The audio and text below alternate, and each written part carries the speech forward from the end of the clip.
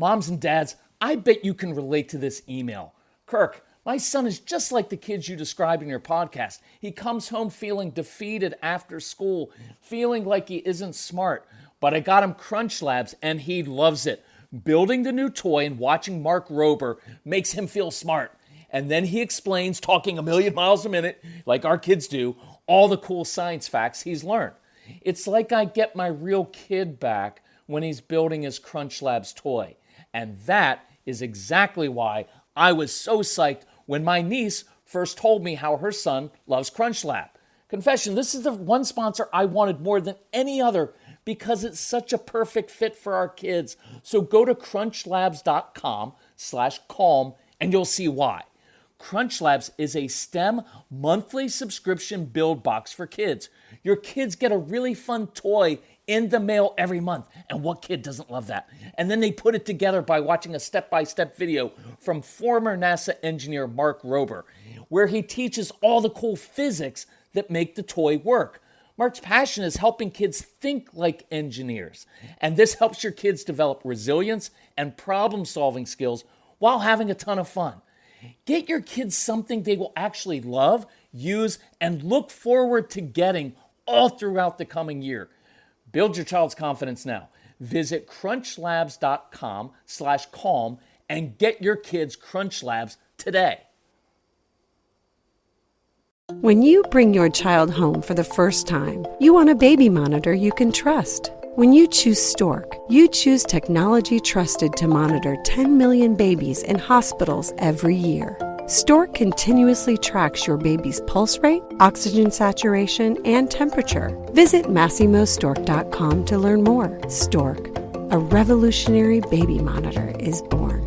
Stork is not a medical device. Read and understand all product labeling. Massimo data on file. Hey everybody, this is Kirk Martin, founder of Celebrate Calm. Welcome to the Calm Parenting Podcast. And if you ever needed calm, now's probably the time. So we'll be doing a series of podcasts, newsletters, blog posts, everything we can think of to help you out given this new world that we're living in with the coronavirus. Because we want it to be a very purposeful, intentional time. And we're looking at this as a big opportunity. I know right now there's a lot of fear and anxiety, but we're going to try to walk you through this on many different levels. I'm not going to hit everything on this first podcast, but I want to do this in a very logical way, in a way that kind of builds so that you can have a plan for your family. And we can actually use this to our advantage as families in many, many, many different ways. So we are going to have a webpage. It'll be celebratecalm.com. And then you do that little / thing, coronavirus. And on there, our plan is to have lots of little tips, a lot of strategies that you can use, links to different podcasts, and anything else we can help you with. So there's a lot of fear and anxiety out there. It was very interesting. We were on the road for the last 2 weeks, actually speaking New York, New Jersey, Northern Virginia, D.C., all over the place, military families, all kinds of different people. And nothing was really hitting until Wednesday and Thursday night. But Thursday night especially, we didn't know if anybody was going to show up to the live event. And as it was, we had a huge crowd, and it was awesome, one of the best nights we've ever had. And but you could really feel things turn. And what we talk a lot about is the fear and anxiety, right? There's so much anxiety. Anxiety is caused by unknowns. And that's what trips your kids up so much, because they have such busy brains and everything feels like it's out of their control. And that's why they're controlling and bossy. And you can't play board games because they cheat, change the rules of the game, and quit all the time. And it's why they struggle with new experiences. And so if you know our stuff, you know that one of our favorite tools to use with anxiety is wherever you're taking your child, have another adult give your child a job to do. Because then when he wakes up in the morning or he's going to that new Taekwondo place, his focus isn't on all the unknowns and things he can't control. It's on doing his specific job to do. So we're going to get into that a little bit today, what you can do as a family using that kind of mindset. The other thing is this: anxiety causes us to be extremely inward as human beings. And that's why you're seeing the shelves emptied of toilet paper. And so you'll see people stocking up, getting like a year's supply of toilet paper. And so you get very inward and you're like, well, what if? And you start not to think about other people. And so there are people who have a year's supply of toilet paper, and there are other people who are going to run out. And so part of what drove me to be calm, besides restoring my relationship with my son at first and later all the relationships, right? Because it impacts your marriage, your kids, all of your relationships, and your relationship with yourself, is that I had so much anxiety. My whole world was about me. Everything I did was about managing, not really managing, but satisfying my own anxiety. So the fact that you lecture your kids all the time isn't really about your kids. It's about your own anxiety over your child's future, because you don't see them living up to their potential and they're capable of doing so much more. And so you lecture them and you get on them and you try to micromanage their lives, and it ends up having the exact opposite result. And it hurts your relationship with your child, because it's all about us looking inward. So part of being calm is learning how to control your own anxiety, so that, watch how this works. Now, because I've satisfied and I'm calm my own internal anxiety, now I can look outward. See, now when my child is melting down, instead of making it about me and how frustrating that child is to me, and how when he doesn't do his homework, it affects me, instead I can look outward and actually help my child, and how I can help other people, right? Because we don't want to have this spirit of fear and anxiety. I want my calm family, all of you listening, to be people who walk around with more of a spirit of peace inside, of love, of looking outward toward other people, of having a sound mind, of being the calm, rational ones who can actually come up with solutions during this time, so that we're not contributing to all of the panic and all of the anxiety. We can take this seriously and we can attack it head on, but instead of being hostage to it, here's my goal for you. And this is the goal of this podcast. This is the first thing I want you to listen to. This is the first thing I want to do. Let's be purposeful. Let's be intentional, because some of you, we're going to go through all the different variations. Some of you are going to have your kids home from school for the next 2 weeks, next 6 weeks, next 4 weeks. It may be longer than that. Some of you are going to be working from home. Some of you have a situation where one of the spouses works from home, and he or she is used to being quiet around the house while the kids are at school. Guess what? That's gone.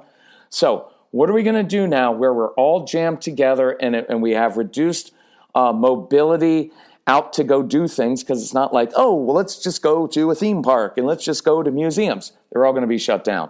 So you're going to be together a lot. So let's have a goal. So I encourage you. Here's the first podcast. Here's your first goal. Write down 3 goals, at least 3. Maybe not too many. Don't do 2. 3 goals. In the next 2, 4, 6 weeks, whatever time this is, that all of this is going on, and it could go on for months, who knows? Let's have some purposeful goals. Let's write those goals down, because look, the anxiety is all about the unknowns. Let's counter that by having a plan. So I this morning, just wrote down 8 goals. There are probably 50 other ones. But let's go with some goals, and I'm going to take these in future podcasts. We will flesh these out a little bit. Here's a good one. What a great time to learn about your child's natural learning style. How does your child learn best? See, all through the school year, everything's busy, and we're too busy and we don't have time for things because we've got school and extracurriculars, and you're working your job and you're doing all these things, and we don't have time to do anything. This may just be a gift to you to slow down your life and learn, how does each of your children learn best? Because we have time now when you're at home to actually learn this, to experiment with different things. See, in the classroom and at school, it can be tough to do this. Now, we show teachers how to do that in our teacher training, but it's tough to figure that out because they all have to do the same thing. But at home, you can experiment with giving your kids, saying, how do you learn best? Do you learn best laying upside down off the sofa doing your math work that way? Do you do best laying on the floor, listening to music, eating a snack while you're doing it, doing your schoolwork outside, doing it in a closet, doing it after you've done exercise, working in spurts, using momentum, managing your energy. Look, this is a huge insight about managing your energy, not your time. So there's a goal. Over the next few weeks, I'm going to study and observe and experiment with my kids and see how their brains actually work best. That's what we teach through that ADHD University program, and why it's so helpful is we go through that of how do your kids' brains work? Figure this out now. Then when they go back to school, you'll have some tips for the teachers, and you'll know for homework time. Hey, my son does his homework best when he's laying upside down. My daughter does it best with complete silence, whatever it is. Second goal, learn to break the generational patterns, right? Some of you go, and you're lecturing and you're yelling, and you all say like, well, I really want to do the calm thing, but you haven't really made it a priority. And if you don't make it a priority, nothing will ever change. You'll make little things here, but you'll fall back into the back pattern. So my goal, one of your goals, I'm going to break that generational pattern that I got from my father or from my mother, where I yell and I scream, my way or the highway approach, or where you're too sweet and you're not really confident in yourself and your kids walk all over you, where you do too much for your kids. Break that pattern, write that down. Let's go on offense. You know why? Because you're going to have a chance to practice it, because your kids and your spouse are going to be with you 24/7. And so you can become kind of held a hostage to this situation, or you can say, years from now, I remember when that coronavirus was wreaking havoc all over the globe. And that was the time that we finally decided as a family, we're going to break some generational patterns. Or if you don't want to do it as a family because your spouse isn't ready for it yet, or you married someone immature, kidding, not really. I'm going to break it myself. I'm going to do that. 3, restore broken relationships.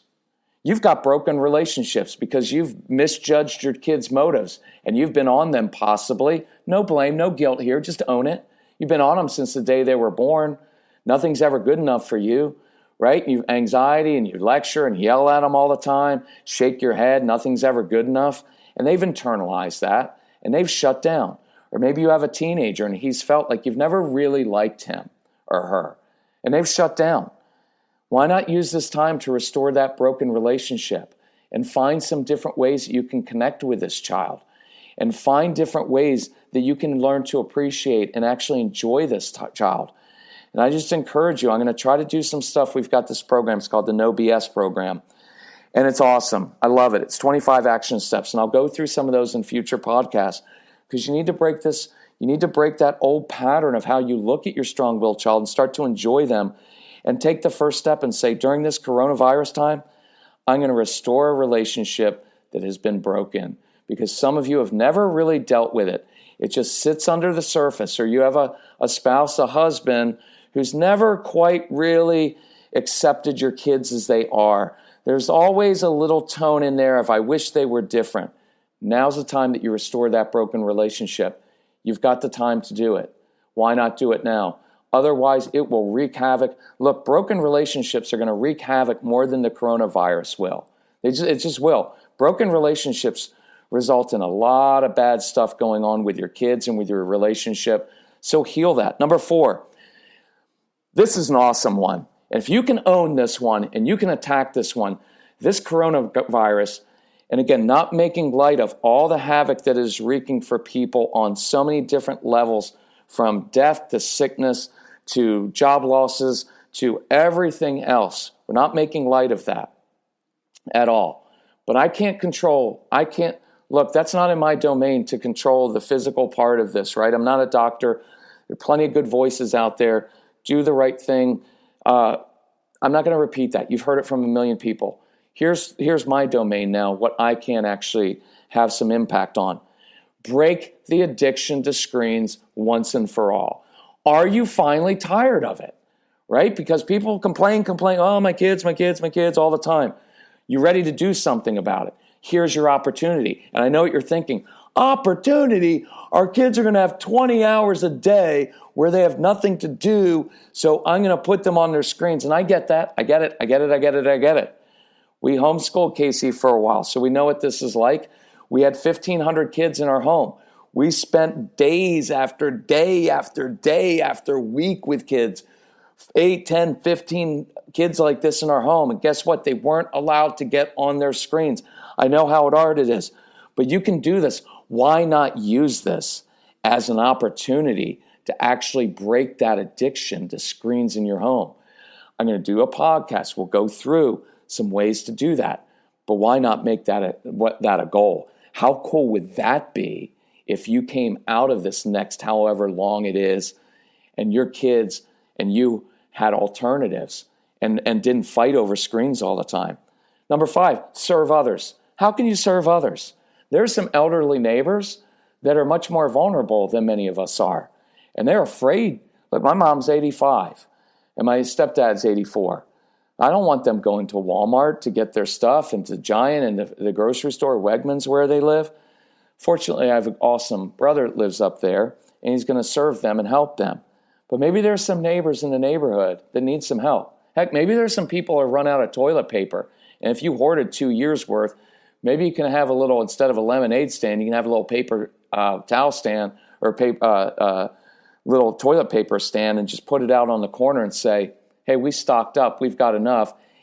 Honor code, if you're running out, this is for you. And if you want to leave a donation for it, we'll donate that to a local charity that's helping homeless people or helping people struggling with cancer, whatever it is you want that means something to your family. How cool would that be? For my Christian or religious, Jewish, Muslim friends out there whose purpose is to live a life that gives out, how cool would that be? That you become a refuge for people during this time, a place where you look out for other people. Maybe you leave a note because you don't want to, infect other people with your nasty breath and whatever you have or catch theirs. You can leave a note, wipe it down, but leave a note on their doorway and say, look, I've got 3 kids. They can do yard work. They can do stuff for you outside. If you're an elderly neighbor and you need something, here's my email address. Just email me, right? Email me what you want from the grocery store and we'll deliver it to you. We'll just leave it right on your doorstep, right? And then if you want, you can leave us the money for it in an envelope so you don't even have to interact with us if you don't want, right? Be creative. Look, you guys, this almost made me cry when I was thinking about this for this reason. You guys have kids, strong-willed kids, and strong-willed kids, I know they're very, very difficult, but they have big hearts. Why not let them shine right now? Challenge them. What can we do as a family to serve? You've got a big heart, never toward me as your mother or father, but you have a big heart. How can we serve other people, right? How can you fix things around people's homes for them or outside? What can you do to rake up their leaves, right? To do yard work. Some of your kids, that's how you could use the energy. Homeschooling families. You're used to homeschooling. So why not reach out to some other families and say, here are a few things in a humble way. Here are a few things that we've learned that work really well for us while we're homeschooling, right? That would be a cool thing to do. Number 6, build some new patterns, right? Build some new patterns in your home. Here's a good one, self-respect. Moms out there who do everything for everybody else and nothing for yourself, that's your issue, so why not break it during this time? Why not start telling the kids, say, look, we need to build some new patterns in here. I do everything for everybody else, and that's selfish of me because when I do that, what happens is I get very, very resentful and I lecture you and I walk around saying, after all I do for you, even though that's kind of a manipulative thing because I did everything for you, you owe me. See how that works? Now you can be honest with them and apologize to your kids and say, I've been selfish by doing everything by myself. Part of it is my own control issues. Part of it is I haven't had the self-respect to stand up for myself and ask that you guys do things for me. So we have time now. You don't have extracurriculars. You can't go hang out with your friends all the time, and you're not going to sit on your iPhones all day long, right? You can do a few TikToks if you want, but we're going to TikTok you starting to work and do some things around the house and cook dinner. And guess what I'm going to do? A couple nights a week, I get the night off from cooking dinner. Guess why? Because I just ordered a really cool book from Amazon. And I haven't read a book in years. I haven't done anything for myself in years. So guess what I'm going to start doing? While you guys are fixing dinner, and yeah, I know, strong-willed child, you're not going to follow directions, and you're not going to clean up. Because that's true, Mom and Dad. They're not going to clean up. So chill. There's something to work on. Your own little control and perfectionism issues, right? Because what happens? Your kids are going to cook dinner for you and do this cool thing. And some of your kids are going to come up with a cool idea, and they're actually going to create a menu. And they're going to create this whole dining experience, which is awesome because many of your kids are going to make money off of cooking one day. So use this as an example. And they're going to do all this cool stuff, make this really cool meal. And all you're going to say is, nice job, but you guys didn't clean up nicely. And you'll ruin the whole thing. Look, I'll just tell you, I know these kids. They're not going to clean up. They're not going to do it to your satisfaction. So just be grateful, enjoy the meal that they made, and love on them and encourage it. And then just clean up as a family, or you clean up, right? Just relax. But now you're sending the message, while you guys are in there cooking dinner, I'm going to sit in here and I'm going to read my book. And I'm not going to do everything for you. Now, I know some of you have toddlers, so come up with other little things that you can do while your toddlers are doing their little stuff and while they're sleeping, if they ever do, right? But start to break that pattern and create new traditions where after this is all done, once or twice a week, the kids cook for Mom. Or maybe it's this, or maybe one night a week, it's kids cook for Mom and for Dad. And then one night a week, depending what your pattern has been, whoever's been cooking, Dad and the kids serve their Mom. How beautiful is that to teach your kids? Number 7, I just kind of mentioned this, but learn some new skills. Learn some new skills. You're going to be stuck together for weeks, maybe months. Who knows? Learn something new. Maybe you all learn a foreign language together, right? Maybe each person in the family comes up with a goal for one new thing they're going to learn. Maybe it is cooking. Maybe this is the opportunity where you get to teach your kids how to cook, how to fix things around the house. Dad teaching how to grill out, how to, by the way, go get propane before it's all gone. That was a note for me, for our family. But don't buy like 8 tanks, please. So look outward. Or if you buy an extra tank, keep it for when that neighbor calls you and says, we ran out of propane. Hey, guess what, my friend? We're planners. We're a little bit OCD. We're hoarders. So you can have my tank, right? Or when they call, if you've hoarded the toilet paper, keep some in reserve so you can give it out to people when they need. How awesome is that? That preaches a whole lot louder than most of the other stuff you've been yapping about. So, true. So, maybe teach them cook, teach them fix stuff, teach them how to do stuff around the house, and everybody learns a new skill. Here's a cool one. As one of the best insights, I think it's one of the steps on that No BS program is allow your kids to teach you something. That's awesome because kids love that. Number 8, this is going to be tied in a little bit to the breaking the screens thing is learn some new things outside. Start exercising. The weather's getting nice unless you chose to live in a horrible place with a horrible climate. But I'm kidding. But it's starting to get nice. It's March-ish. And so get outside. Start doing some things together as a family. Get those bikes out. Are your kids going to be like, yay, I can't wait. Can't wait to go. No, but you're the leader in the home. So start leading and do those things that you didn't have time to do before.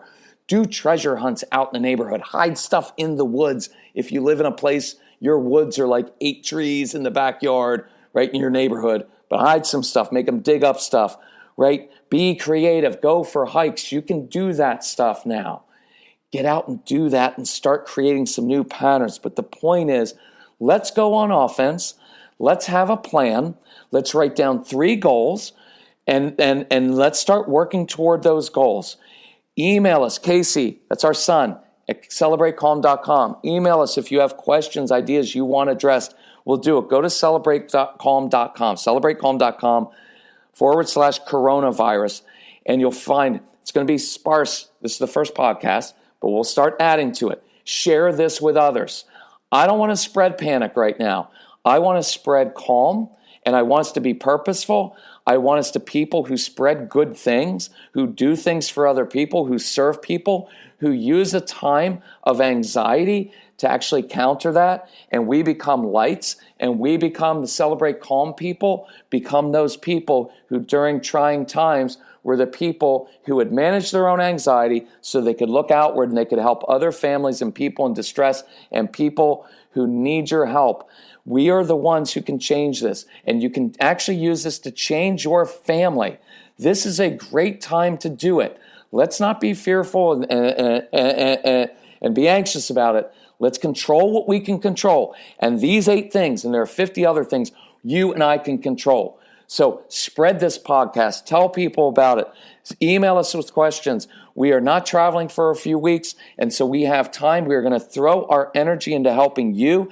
I want this to be the greatest time of our lives, that we have broken generational patterns, so you are a new family when you come out of this, and you have learned things about your kids' brains. And so let's do it. Let's do it. For those of you who already have our CDs, right, who already have them, use this as a time. Use the CDs as curriculum.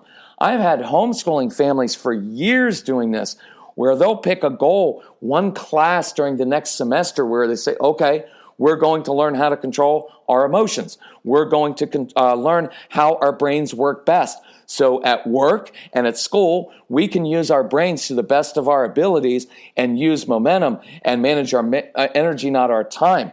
And they've done with sibling fights. I've had homeschooling families said, hey, we're going to work on sibling fights for this next semester. And they've had a study for that, a period of focus study where the kids listen to the sibling fights program and the parents work it. And so you can use this. And on this, we have one on screens. We have one on everything, on defiance, disrespect, everything. And my son has a whole program where it's my son speaking to your kids about how to control their emotions and impulses. Why not use that right now? So if you already have the CDs, pick one and say, hey, for the next week, we're going to listen to this one. And I want to know, kids, what can we, as your parents, that sounded kind of funny, didn't it? My voice is really hoarse from 2 weeks of traveling and speaking. So what can we do as a family? What can we do as parents to stop lecturing all the time, to stop getting on you? And what can you do differently to start owning your choices? Because as Casey says, our son, to your kids, if you learn how to control yourself, we won't have to control you.